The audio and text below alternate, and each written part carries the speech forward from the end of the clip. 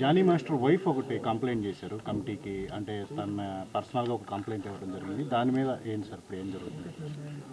అంటే కమిటీ కంప్లైంట్లు తీసుకోరు, కమిటీకి వాళ్ళ విట్నెస్లు తీసుకుంటాం కానీ కమిటీ రిపోర్ట్స్ ఏం తీసుకోం.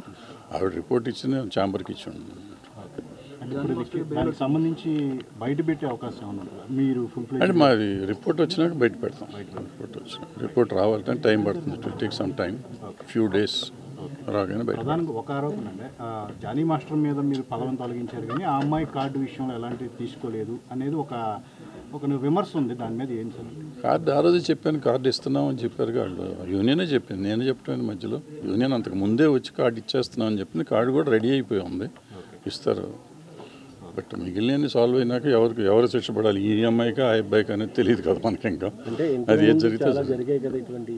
శ్రీరెడ్డి బట్టలిపి అక్కడ కూర్చున్నప్పుడు కూడా మీ కమిటీ కూర్చోలేదు. జానీ మాస్టర్ విషయంలో ఎలా కూర్చున్నారు? జానీ మాస్టర్ విషయంలోనే ఎందుకు ఇంతగా స్పందించారు అని మీరు అనుకుంటే నా తప్పు కాదు. అది మీకు తెలియని విషయాలు మీరు ఎక్కువ మాట్లాడొద్దు. నట్టి కుమార్ కూడా అదే కామెంట్ ఆయన అంటే ఆయనకి నేను సమాధానం చెప్పాల్సిన అవసరం లేదు. ఇప్పుడు మేమేం చేస్తున్నాం అనేది మీకు తెలియదు. మీరు తెలుసుకుంటే మాట్లాడండి. If you have enough knowledge or enough evidence in that, please speak. I will speak out. కొన్ని మేము చెప్పకూడదు అనుకున్నా చెప్పాలనుకునే చెప్తాం. ఇది కూడా మీడియాలో ముందు వచ్చింది కాబట్టి ఆ రోజు ప్రెస్ మీట్లో క్లియర్గా చెప్పాము. మేము బయటకు వచ్చింది కాబట్టి మేము మాట్లాడాము, లేకపోతే మేము మాట్లాడమని చెప్పాము. మాట్లాడకూడదు కూడా, ఇప్పుడు కూడా మాట్లాడకూడదు.